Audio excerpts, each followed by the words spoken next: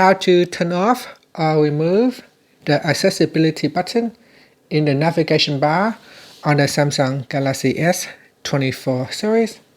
First, tap on the home button to go back to the home screen.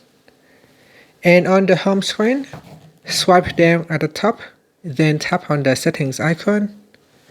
Next, in the settings page, we scroll down and then tap on accessibility, then tap on advanced settings.